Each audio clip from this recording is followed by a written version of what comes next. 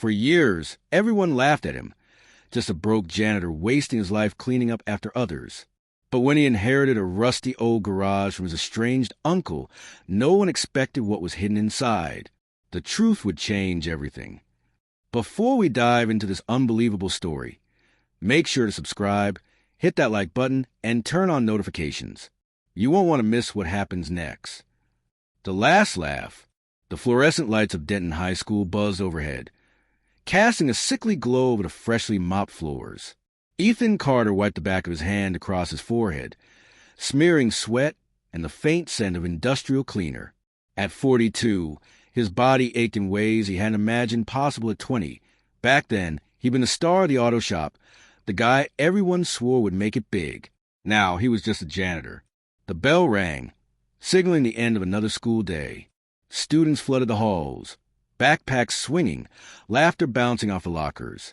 None of them noticed him. To them, he was part of the scenery, another piece of school's worn-down infrastructure. "Hey, Ethan," called out Mr. Hargrove, the history teacher, barely glancing up from his phone as he passed. "Don't forget, the gym bleachers need wiping down after practice." Ethan nodded, gripping the mop handle tighter. He'd known Hargrove since they were kids. Back then, Hargrove had been a scrawny bookworm who couldn't change a tire. Now, he had a house in the nicer part of town, a wife, 2 kids. And Ethan? He had a studio apartment above a laundromat and a pile of overdue bills. The last of the students trickled out, leaving behind crumpled papers and a lingering smell of cheap cologne. Ethan pushed his cart down the hall, the wheels squeaking in protest. His phone buzzed in his pocket. Probably another reminder about his car payment. He ignored it. Then, from the office, he heard it, the sound that made his stomach twist. Laughter, not the kind that came from a joke or a funny story. The kind that came at someone's expense. You see Carter's face when you called him most likely to succeed at the reunion? It was Brad Fisher's voice, loud and mocking. Brad, who'd taken over his dad's dealership and now drove a Lexus. Man, I thought he was going to cry. A chorus of chuckles followed. Ethan kept moving, jaw clenched. He'd stopped reacting years ago. Let them laugh. What else could he do? He was halfway through emptying the trash in the teacher's lounge when the school's secretary, Mrs. Lowe, poked her head in. "Ethan, there's a letter for you. Looks important." He frowned. Nobody sent him mail. The envelope was thick, the kind used for legal documents. His name was typed neatly across the front. No return address. He tore it open right there, his eyes scanning the words faster than his brain could process them. To Mr. Ethan Carter. In accordance with the last will and testament of Royland Roy Carter, you are hereby named the sole beneficiary of his property located at 2179 Mill Road, Denton, Ohio. His Uncle Roy, the man he hadn't seen in over a decade, the black sheep of the family, the gruff mechanic who disappeared into his garage and never came out. And now he was dead. Ethan's hands shook. He read the line again. Sole beneficiary. The letter included a handwritten note at the bottom, scrawled in Roy's messy script. Don't sell it until you cleaned it out. Trust me. That was it. No explanation. No sentiment. Just Roy being Roy, even from the grave. Ethan stuffed the letter into his pocket and finished his shift in a daze. The garage, he remembered it vaguely from childhood visits. A rundown building on the outskirts of town, surrounded by overgrown weeds. Roy had never let anyone inside, not even family. When he clocked out, Brad was leaning against his shiny Lexus in the parking lot, smirking. "Heard you got some mail, Carter." Rich uncle finally croaked. "And leave you something?" Ethan didn't answer. He just walked past, ignoring the way Brad's laughter followed him. The next morning, he drove to Mill Road. The garage looked worse than he remembered. Peeling paint, a sagging roof, the windows so grimy they were almost black. The heavy padlock on the door was rusted shut. Ethan jiggled the key, his pulse loud in his ears. The lock gave way with a groan. He took a deep breath and pushed the door open. Dust swirled in the dim light, filtering through the cracks in the walls. The air smelled of oil and old metal. At first, all he saw were stacks of boxes, piles of rusted tools, and tarps thrown haphazardly over lumpy shapes. Then his foot knocked against something solid. He reached down, fingers brushing rough fabric. On impulse, he yanked the tarp away, and the breath left his lungs. Gleaming under a layer of dust was the hood of a car, but not just any car. The curves, the emblem, the unmistakable shade of red. A 1962 Ferrari 250 GTO. Ethan's knees nearly gave out. He'd seen pictures of these in magazines. There were maybe 30 left in the world, and one of them was here, in his uncle's garage. His heart hammered as he grabbed another tarp, then another, a Shelby Cobra, a Bugatti Royale, a Jaguar XKSS, each one more impossible than the last. Ethan stumbled back, his mind racing. How? Why? Then outside, the crunch of gravel. A car had pulled up, and whoever was inside wasn't here to welcome him. Buried treasure. Ethan's pulse roared in his ears as the headlights cut through the grimy garage windows. The engine outside idled, low and threatening. His first instinct was to run. But where? The only exit was the door he'd just come through, and whoever was out there would see him. Instead, he grabbed the nearest tarp and threw it back over Ferrari, his hand shaking. He wasn't even sure why he was hiding it. Instinct, maybe. Something in Roy's note, "Don't sell it until you've cleaned it out," felt like a warning now. The car door outside slammed. Heavy footsteps crunched closer. Ethan's breath hitched. He glanced around for a weapon, a wrench, a pipe, anything. His fingers closed around a rusted tire iron just as the silhouette of a man filled the doorway. Ethan Carter? The voice was deep, unfamiliar. Ethan tightened his grip on the iron. Who's asking? The man stepped into the dim light, mid-50s salt and pepper hair, a suit that cost more than Ethan made in a year. He didn't look like a thief. He looked like a lawyer. "Name's Daniel Voss." The man said, eyeing the tire iron. "I was your uncle's attorney." Ethan didn't lower the weapon. "You followed me here?" Voss sighed, pulling a folded document from his jacket. "Roy left instructions. I was supposed to wait a week before contacting you, give you time to find the place on your own. But when I saw your truck pull up, I figured I'd save us both the trouble." Ethan hesitated, then slowly set the iron down. "You knew about this?" He gestured at the covered cars. Voss's mouth twitched. "Knew? Son, I've been trying to get Roy to sell these things for a decade." He stepped farther inside, running a hand along the tarp-covered Bugatti. He wouldn't hear it. Said they weren't his to sell. Ethan's mind spun. Whose were they? Voss gave him a long look. "That's the question, isn't it?" He reached into his pocket and tossed Ethan a small key. "Safety deposit box. Downtown bank. Roy left you more than just a garage." Ethan caught the key, the metal cold against his palm. "Why didn't you just mail this?" "Because," Voss said, his voice dropping, "Roy had enemies. People who'd kill for what's in this garage. He didn't trust the mail. Hell, he barely trusted me." He nodded toward the cars. "You need to be careful. Word gets out about these. You'll have vultures circling before sundown." Ethan's stomach twisted. "You're saying someone's watching me right now?" Voss didn't answer. Instead, he pulled out a business card and handed it over. "My number's on the back. Call me when you're ready to talk about what to do next." He turned to leave, then paused. "And Ethan, don't tell anyone about this." "Not yet." Then he was gone, the sound of his car fading into the distance. Ethan stood there, the key digging into his palm. He looked around the garage, really looked this time. The cars were one thing, but now he noticed the details. The heavy-duty locks on the cabinets, the security cameras in the corners, their lights dark, wires cut, the faint outline of a safe behind a stack of old magazines. This wasn't just a garage. It was a vault. He moved to the nearest workbench, brushing aside decades of dust. Underneath, scratched into the wood, were initials and dates. Some he recognized, his grandfather's handwriting. Others were unfamiliar. And then he saw it. Taped to the underside of the bench was a yellowed photograph. 3 men standing in front of a race car, arms slung over each other's shoulders. Roy, younger but unmistakable, stood on the left. The man in the middle was unfamiliar. Tall, sharp-featured, wearing a racing jacket with a logo Ethan didn't recognize. But the man on the right? Ethan's blood ran cold. Victor Crane. Even 30 years younger, the man's piercing gaze was the same. Ethan had seen that face on Forbes' lists and charity galas. Victor Crane, the billionaire collector. The man who'd reportedly paid $70 million for a single car at auction. And Roy had known him. Ethan flipped the photo over. Scrawled on the back in faded ink. Me, Charlie, and Vic Daytona, 89.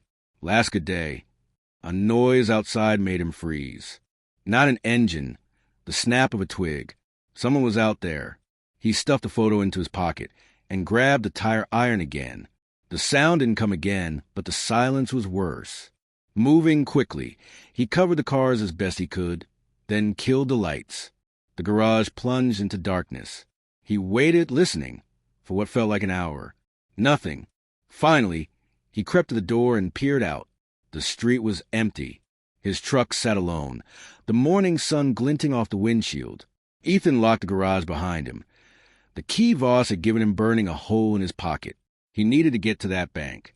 Needed answers. But as he pulled away, he didn't see the figure watching from the trees, or the camera lens glinting in the sunlight. The ledger's secret. The Denton First National Bank stood like a relic from another era, its marble columns and brass fixtures untouched by time. Ethan pushed through the heavy doors, the attorney's key clenched in his fist. His shirt clung to his back with nervous sweat, despite the bank's crisp air conditioning. The safety deposit boxes lay in the vault's belly, guarded by a bored-looking clerk with name tag reading Mitch. Box number? Mitch asked without looking up from his crossword. Ethan checked the keys tag. 412. Mitch's pen froze mid-word. His eyes flicked up, suddenly alert. You got ID? Ethan slid over his driver's license. Mitch scrutinized it, then the key, then Ethan's face again. Something unreadable passed behind his eyes. Follow me.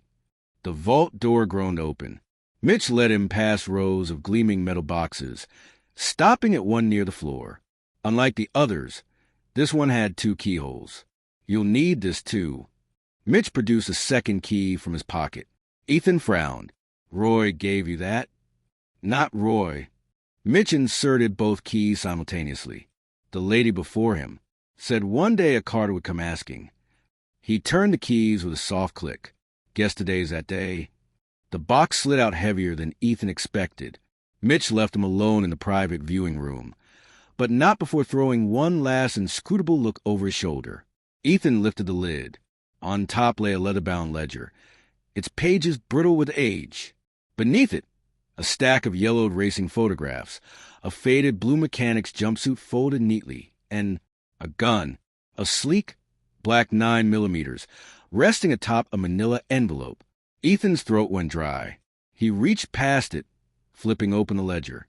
Columns of dates, license plates, and sums of money filled the pages. Some entries had notes scribbled in margins. VK lowballed again. Says next offer's final. Charlie warned me about the Swiss buyer. Too close to Vic's circle. And then, near the end, in shaky handwriting, they killed Charlie. Came for the Cobra next. Hid the cars where only family can find them. Ethan, if you're reading this, trust no one, especially not. The sentence ended abruptly, the page torn. Ethan's hands trembled. He reached for the manila envelope. Inside were newspaper clippings. Rare car collector Charles Whitmore dies in tragic garage fire, 1994. Unsolved hit-and-run claims life of prominent auto historian, 1997. $1 million Duesenberg lost in shipping mishap, 2001. Every article featured a different rare car and a different accidental death. The last clipping showed Victor Crane smiling at a charity gala, his arm around a politician. Scrawled across his face, in red ink, he takes what he wants. Ethan's phone buzzed violently in his pocket, making him jump. Unknown number. He answered with a hoarse, "Hello?" A mechanized voice rasped through. "You have something that belongs to us, Mr. Carter." Ethan's blood turned to ice. "Who is this?" "The ledger. The cars. Walk away now, or end up like your uncle." The line went dead. Ethan stared at the gun, at the ledger, At the photo of Roy and Victor Crane smiling like friends. Across the lobby, Mitch was watching him through the glass, talking urgently into a phone. Ethan slammed the box shut. He was halfway to his truck when a black SUV pulled into Banks' lot, its tinted windows hiding whoever sat inside. The engine revved, not parking, stalking. Ethan threw himself behind the wheel and peeled out, his rearview mirror filling with the SUV's grill. They followed him through 3 stoplights before he lost them in the old textile mill's maze of alleys. His hands wouldn't stop shaking. Roy hadn't just left him a fortune. He'd left him a war. The first offer. Rain drummed against the windshield as Ethan sat parked 3 blocks from his apartment, engine off, watching his rear-view mirror for the black SUV. 15 minutes passed with no sign of it. Either he'd truly lost them, or they were waiting for him at home. He pulled out the burner phone he bought at a gas station after leaving the bank. No way was he using his regular cell now, and dialed the only number he'd memorized. Voss answered on the second ring. "You open a box." It wasn't a question. "They threatened me," Ethan said, his voice low. "Crane's people. They know about the ledger." A pause on the line. Then Voss sighed. "Meet me at Roy's old diner. 20 minutes. And come in the back." The Rainbird Diner hadn't changed since Ethan's childhood. Same cracked vinyl booths, same smell of burnt coffee and bacon grease. He slipped in through the kitchen door like Voss instructed, earning a glare from the fry cook before the attorney waved him over to a corner booth. Voss pushed a steaming mug toward him. "Drink this. You look like hell." Ethan ignored the coffee. Who was Charlie Whitmore? The attorney's fingers tightened around his own mug. "Roy never told you about Charlie?" "Roy never told me anything. He stopped coming to family gatherings before I was 10. Voss glanced around before leaning in. Charlie was the third partner. Him, Roy, and Crane started out together in the 80s, barn finds, restoration projects, that sort of thing. Then they hit the mother lode. What mother lode? A storage locker auction in 87. Turned out to contain 7 pre-war Bugattis, all original, all undocumented, worth maybe $20 million even back then. Voss's eyes darkened. Problem was, only 2 people knew about the find, Roy and Charlie. Crane was overseas when they won the bid. Ethan's stomach dropped. They cut him out. Thought about it. Then Crane came back early. Voss traced a finger around his mug's rim. Next thing anyone knew, Charlie was dead. Garage fire, just like the paper said. Only Roy claimed the fire department found traces of accelerant. No investigation ever happened. Outside, a car slowed near the diner's entrance. Both men tensed until it passed. Ethan lowered his voice. "And the cars?" Roy hid them. Spent 30 years pretending to be a broke mechanic, while Crane built his empire. Voss tapped the table. "Now Crane knows you have them." As if on cue, Ethan's burner phone buzzed. A text from an unknown number. $20 million cash. The Ferrari and the ledger. Final offer. Ethan showed it to Voss, whose face went grim. "Don't answer. Crane's offers always come with strings." The attorney slid a business card across the table. Different from his own. "This woman runs a specialty auction house. Discreet. She'll get you fair market value." Ethan pocketed the card. "What stops Crane from coming after me?" "Nothing." Voss met his gaze. "But now you know what you're up against." They parted ways in the parking lot, Voss warning him not to go home. Ethan waited until the attorney's taillights disappeared before pulling out the auctioneer's card and noticing the faint handwriting on the back. Midnight, 3400 Industrial Parkway. Come alone. The rain had turned to a downpour by the time Ethan reached the abandoned warehouse district. He parked behind a derelict textile mill, the gun from Roy's safety deposit box heavy in his jacket pocket. A single floodlight illuminated the warehouse's loading dock. As Ethan approached, a shadow detached itself from the darkness. A woman in her 60s with steel-gray hair and a limp. "Ethan Carter." Her voice rasped like gravel. "I'm Diana Poole. Roy said you'd come eventually." Ethan froze. "You knew my uncle?" "Knew him." She gave a mirthless smile. "I helped him fake his death." Before Ethan could process that, Diana grabbed his arm, her grip surprisingly strong. Listen close. The Ferrari's chassis number matches one reported stolen in Monaco last year. Crane's people planted it in Roy's garage. Ethan's blood ran cold. You're saying it's stolen? I'm saying if you sell it, you'll be arrested before the money clears. Diana's nails dug into his sleeve. Crane doesn't want to buy those cars, Ethan.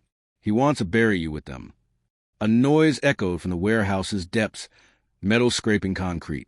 Diana's eyes widened. You were followed. Ethan barely had time to draw the gun before headlights flooded the dock. The black SUV roared toward them, its engine screaming.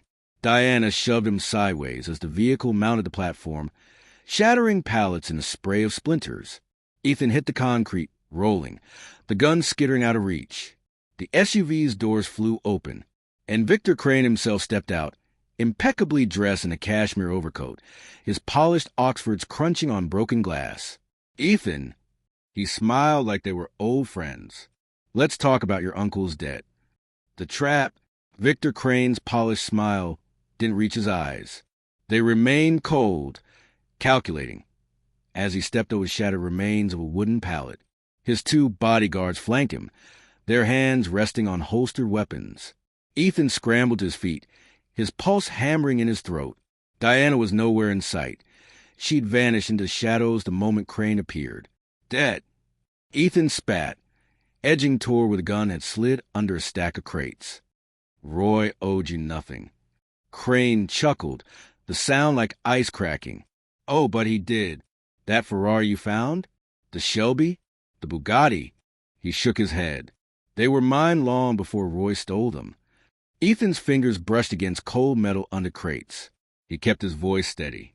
Funny how all your stolen cars end up with dead owners. Crane's smile flickered. One of the bodyguards took a step forward, but Crane raised a hand, stopping him. I'm a businessman, Ethan. I don't resort to violence unless necessary. He reached into his coat and pulled out a folded document. This is a bill of sale for the collection. Sign it, and I'll transfer $20 million to any account you name. Ethan's fingers closed around the gun. And if I refuse? Crane sighed as if disappointed. Then I'll have no choice but to report the stolen vehicles to the authorities. You'll spend the next decade in prison for possession of stolen property. He tilted his head.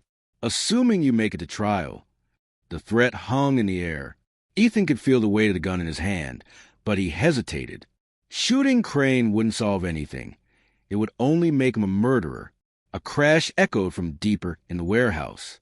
Crane's men spun toward the noise, weapons drawn. Ethan seized the moment. He lunged to the side, firing a shot into the ceiling. The deafening bang sent Crane ducking for cover as plaster rained down. Ethan didn't wait. He bolted for the nearest exit, dodging between stacks of crates. Shouts erupted behind him. A bullet whizzed past, embedding itself in a wooden beam. Then headlights. A rusted pickup truck barreled through the warehouse's side door, its engine roaring. Diana Poole gripped the wheel, her jaw set. Get in, she shouted, slamming the passenger door open. Ethan didn't hesitate. He dove into the cab just as another shot shattered the rear window. The truck accelerated, tires screeching as Diana whipped him around piles of debris and out into the storm. Rain lashed the windshield as they sped through the industrial park. Ethan twisted in his seat, watching for pursuit. They'll follow, Diana said grimly. Crane doesn't let go. Ethan's hands shook as he holstered the gun. That Ferrari, is it really stolen? Diana's knuckles whitened on the wheel. No, but Crane's forged enough paperwork to make it look that way. She glanced at him. He's done this before. Finds a rare car, plants evidence it was stolen, then forces the owner to sell it back for pennies. Ethan's mind raced. So the ledger proves it, Diana finished. Every car, every fake theft, every payoff. Roy spent years documenting it. The truck swerved onto a back road, leaving the city lights behind. Ethan exhaled sharply. We need to go public. Take this to the police, the media, and get killed before sunrise? Diana snorted. Crane owns half the cops in this state, and the ones he doesn't own, he's intimidated. The rain slowed as they reached a rundown farmhouse at the end of a dirt road. Diana killed the engine. "This is where you disappear," she said. Ethan stared at her. "What?" She reached under the seat and pulled out a thick envelope. "New ID. Cash. A bus ticket to Canada." She met his eyes. "Roy wanted you to have a way out." Ethan's chest tightened. He thought of the garage, the cars, the life he'd left behind. "I'm not running." Diana's expression hardened. "Then you're dead." A distant engine growled. The SUV, closing in. Ethan made his choice. He grabbed the envelope and sprinted for the tree line just as headlights crested the hill. Diana's shouts faded behind him as he plunged into the darkness, the weight of Roy's legacy heavy in his hands. He wouldn't run, but he wouldn't fight fair either. Crane wanted a war. He'd get one. Ghost in the machine. The Greyhound bus station smelled of stale coffee and diesel fuel. Ethan kept his head low, the baseball cap pulled tight over his brow as he scrolled to the burner phone's news alerts. His own face stared back from a local news site, wanted for questioning and warehouse shooting, with a grainy gas station surveillance photo beneath the headline. Diana's envelope had contained $15,000 in used bills, a Colorado driver's license with his face on the name Jason Reeves, and a one-way ticket to Calgary. The bus left in 27 minutes. A payphone rang near the vending machines. Ethan ignored it. It rang again. Insistent. His fingers twitched. Roy's ledger weighed heavy in his backpack, wrapped in oil-stained shop rags. The gun was gone, lost in the warehouse chaos, but the knowledge it contained was more dangerous than any weapon. On the fifth ring, he answered. "Bus stations have cameras, Jason." The mechanized voice from before crackled through the receiver. "We see you." Ethan's grip tightened on the phone. "What do you want?" "Turn around." The line went dead. Ethan spun slowly. Across the terminal, a lanky teenager in a hoodie nodded toward the men's restroom before disappearing inside. The bathroom was empty except for the kid, who stood washing his hands with exaggerated care. Up close, he couldn't have been older than 19, with acne scars and nervous eyes. "Phone." The kid held out a trembling hand. "Give it." Ethan passed him the burner. The kid removed the battery, crushed the SIM card between his teeth, and dropped both into the toilet. From his pocket, he produced a newer model. "Anonymous," he muttered. "Encrypted. They can't track it." "Who's they?" The kid's laugh was hollow. "Man, if you don't know by now." He glanced at the door.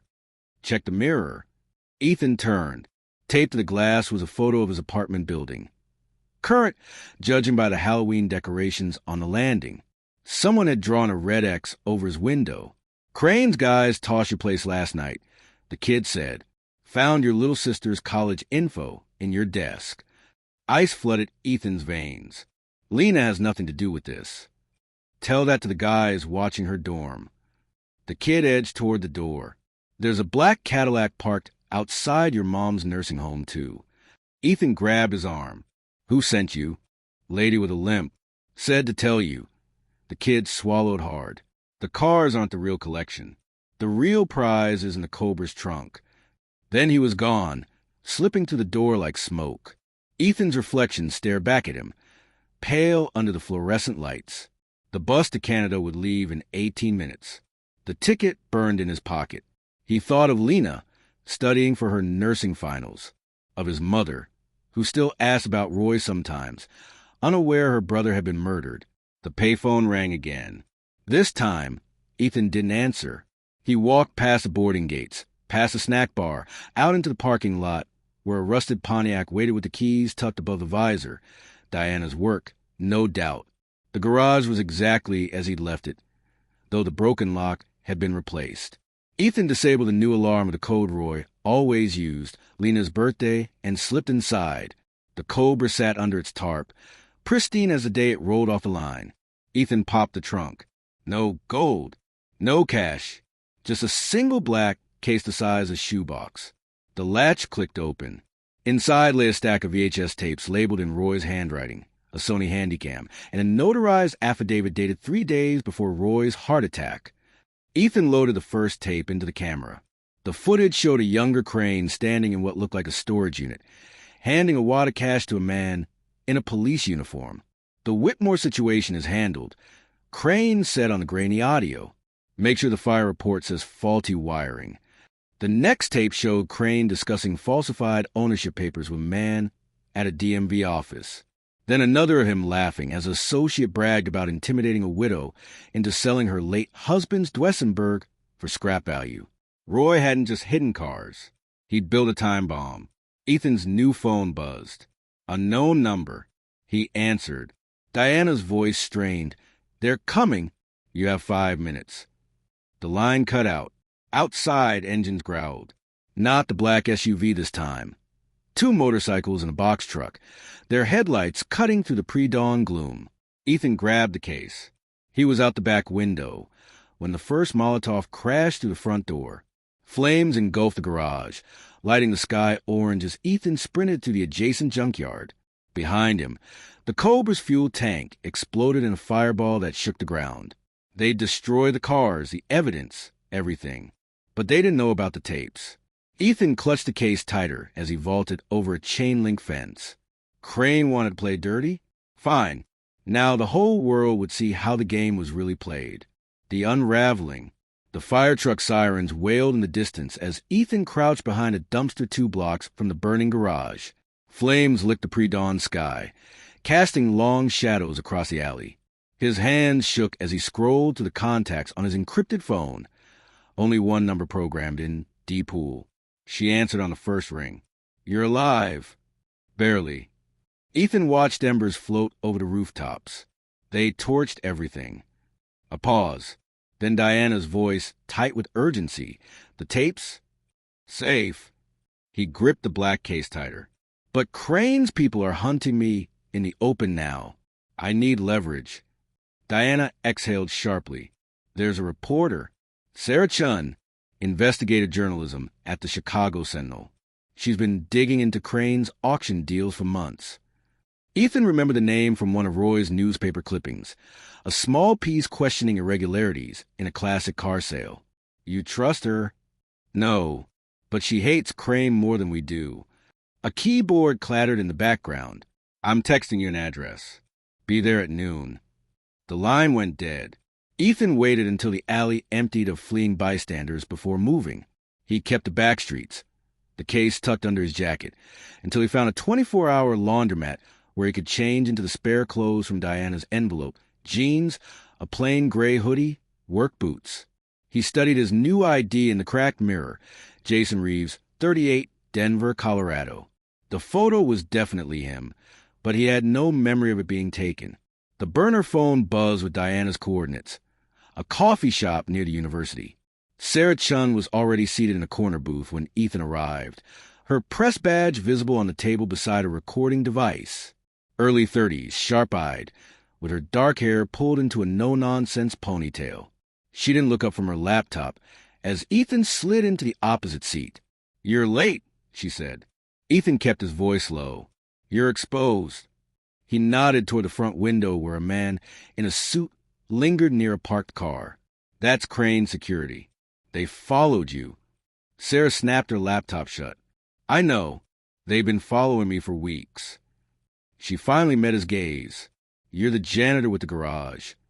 Was. Ethan glanced around before sliding the black case across the table. This is what they're really after. Sarah opened it just enough to see the tapes, her professional calm fracturing for a heartbeat. Holy shit. Ethan leaned in. Roy Carter filmed Crane bribing officials, falsifying records, admitting to thefts.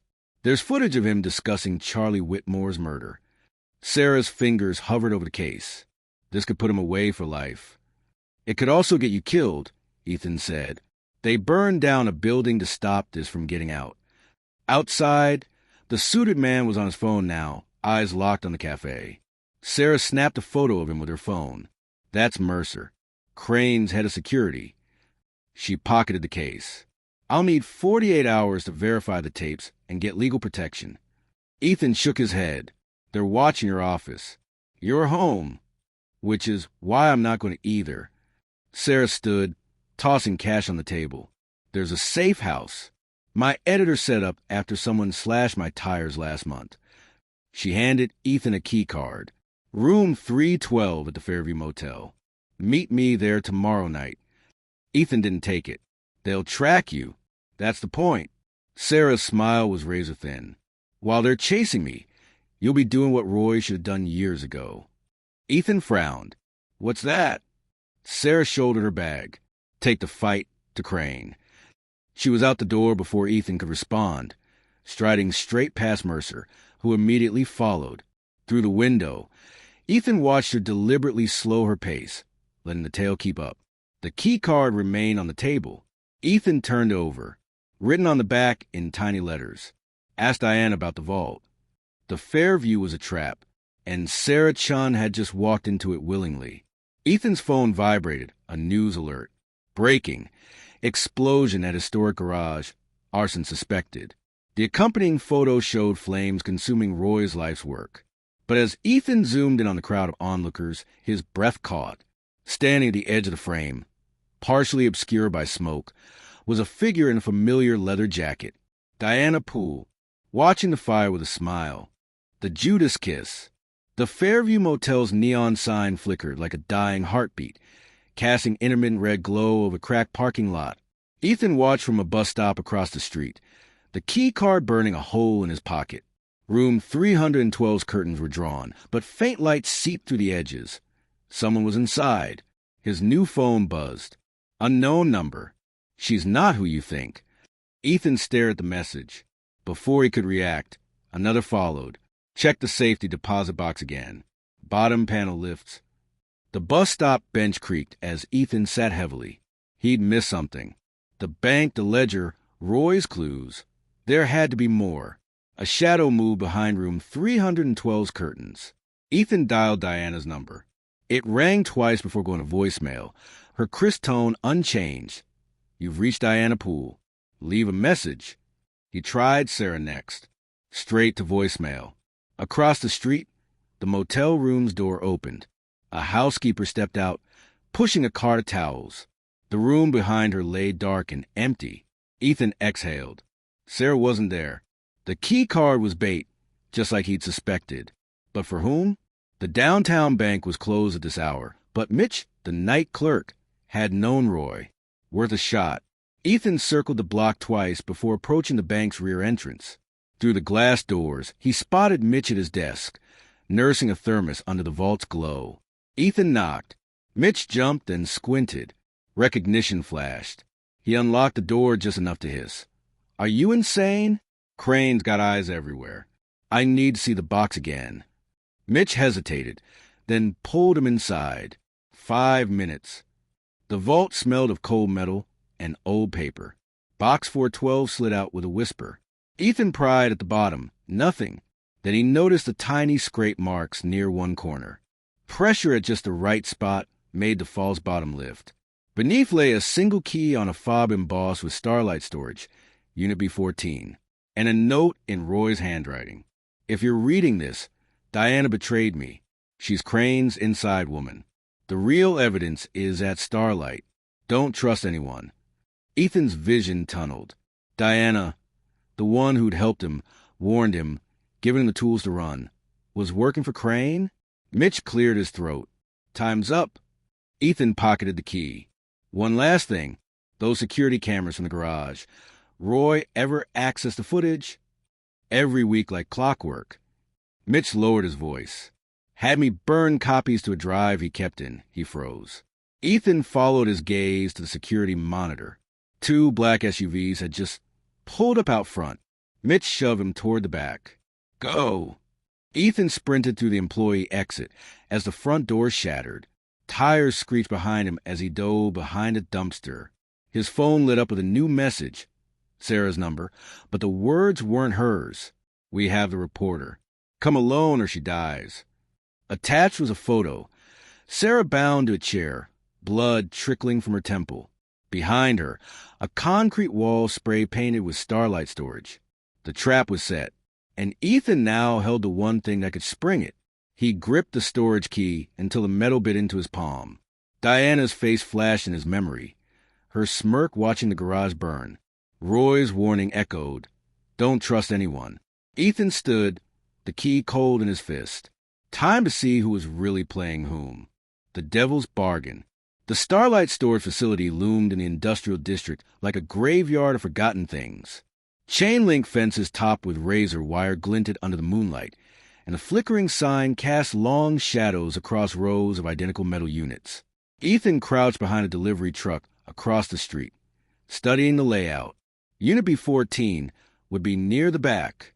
2 guards patrolled the entrance, their holstered guns visible under unbuttoned jackets.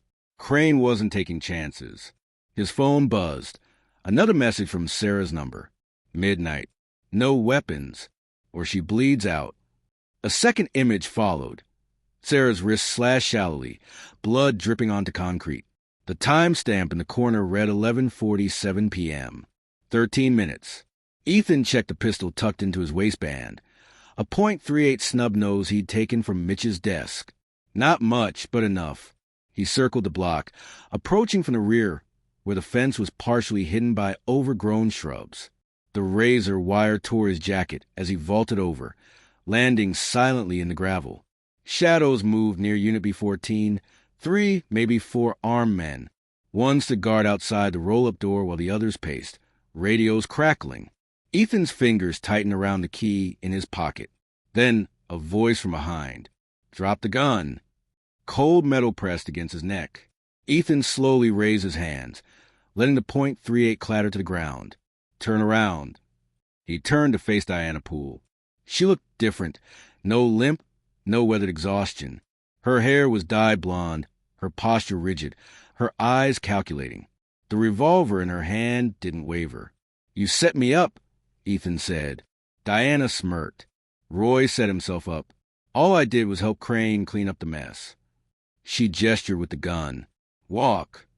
She marched him toward Unit B-14, where the guards immediately flanked him, patting him down. One found the storage key and tossed it to Diana. Open it, she ordered. Ethan hesitated. Where's Sarah? Diana rolled up the unit's door with a clatter.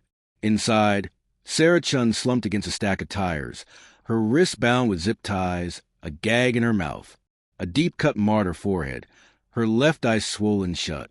But she was alive. Behind her, covered in a tarp, was the unmistakable silhouette of a car. Diana shoved Ethan inside. Showtime. The guards forced him to his knees as Diana pulled off the tarp with a flourish.